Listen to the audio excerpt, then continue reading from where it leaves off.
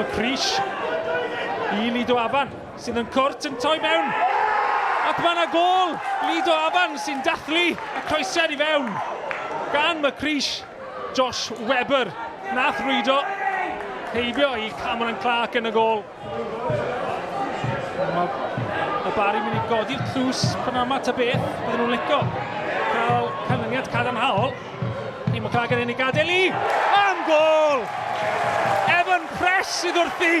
Gol gynre'r cyntaf tymor. Dwi ddim yn sgorio lot, ond fe sgoriodd a gol fuddigol.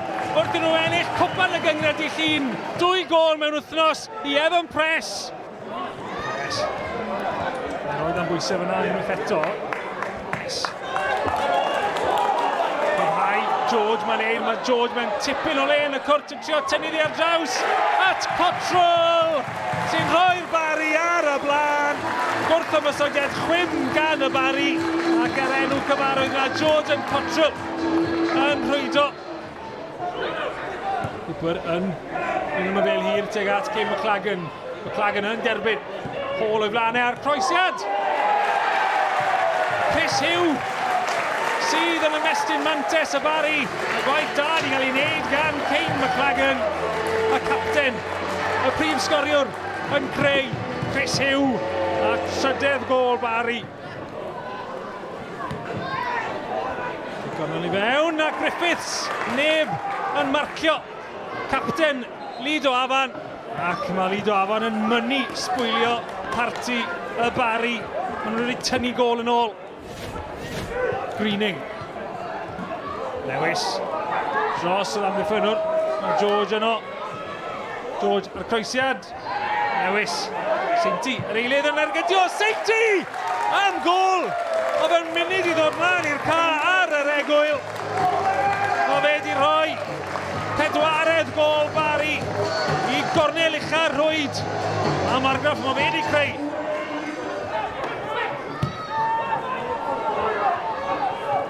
Bryd dan bwysau. A nawr mae George unwaith eto yn cael lawr ar gol. George! Tasgu mas. Yr arbediad gan Jones. McLagan. Yn ôl at Lewis. Hugh. Lewis at Seinti. George. Yn aros am yr hediad gan Press at McLagan! Prif sgoriwr y gyngred yn cael ei 10fed gol ar hugen am dymor. Mae Kay McLagan wedi cael 5 gol y Barri o'r pnawn. Maen nhw'n arwen o 5 gol I 2. Lewis. Mae'n gweld yr hediad gan Kay McLagan. Kay McLagan yn curo Jones i'r bel yn cael ei lorio. Ar dyfan o'r cynorthwyol yn rhoi'r arwydd. Y penderfyniad yw taw cic o'r smotyn fyddi i'r Barri. Cyfle i'r capten McLagan gael ei ail o'r pnawn yn gyrru Jones i'r cyfeiliad anghywir. A mae'r tîm sydd wedi ennill y dwbl yng Nghynghrair y De yn cael ail hanner hawdd iawn. Seinti'n colli gam yna y cyn. Nawr yn bwydo Griffiths am arbediad gan Clark. Oedd y cyfle yna I Griffiths cael 1 gol yn ôl I Lido Afan. Ond am law cryf gan Clark I wadu Griffiths. Kay McLagan. Dreilydd Sylvestre. Ond Fahia sydd ar y croesiad I fewn. A Kay McLagan yn cael ei hat-trick. A 7fed gol i'r Barri. Maen nhw wedi bod yn wych yn yr ail hanner.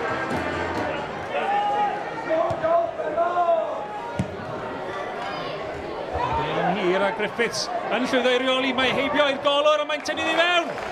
Y capten Liam Griffiths a'i ail o'r pnawn. Ond rheoli'n wych. Rhaid gweud yn y cwrt. Ddim cael lot o lwc yn yr ail hanner.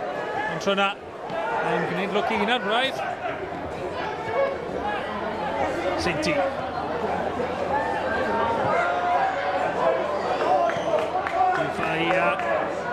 Llwyddo I gadw'r bel ar dyn y chwarae. Roedd I fewn i'r canol, ond mae Lewis yn penio fewn. Mae'n 8fed gol i'r Barri.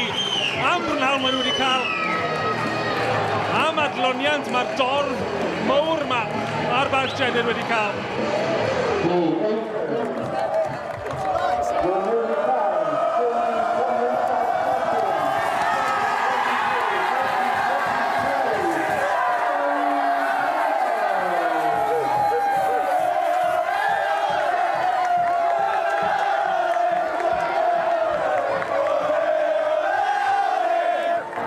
Wonderful occasion today. What does it feel like to celebrate in front of all these fans? It's what this club epitomises, isn't it? It's just an unbelievable feeling. I'm so happy for the players. I'm so happy for my staff that have worked tirelessly. And you know, it's where the club belongs back in the Welsh Premier League. And just so pleased for everyone. A year ago, I think to the day we were relegated against Aberystwyth on this pitch. So listen, a massive change in emotions, and we've deserved it. I think we've worked really hard to change our fortunes around, and we were probably favourites to win the league, but we've gone and done it quite comfortably. Scoring my 100th goal was a massive moment for me a couple of weeks ago. It's something that I've kind of been counting down the numbers and counting down the games and goals to get, so that was huge for me. And listen, long may it continue. I want to score goals hopefully in the top league for this club and continue to play as long as I can. To pick up a group of boys that were flying at the time anyway is testament to what was...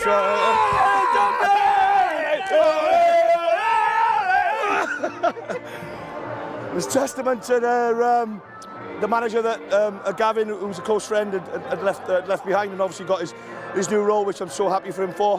But I couldn't have asked for an easier role to start up with. So yeah, good group of lads. Lee Kendall deserves a lot of credit, because you look at clubs and big clubs in the Premier League and in the English system that have had managers that have been in charge for long periods of time. It's really difficult to then go again when change happens. And look at Man United and Arsenal, just to name two clubs out of the top of my head that have struggled after long reigns, if you like. And we've gone and, yes, a lesser league, but we've gone and kind of bounced back quickly. And there's been no change in terms of fortune, in terms of what we were doing under Gav, in terms of the points that we were getting on the board. So Lee Kendall deserves huge credit for that. The players deserve credit as well.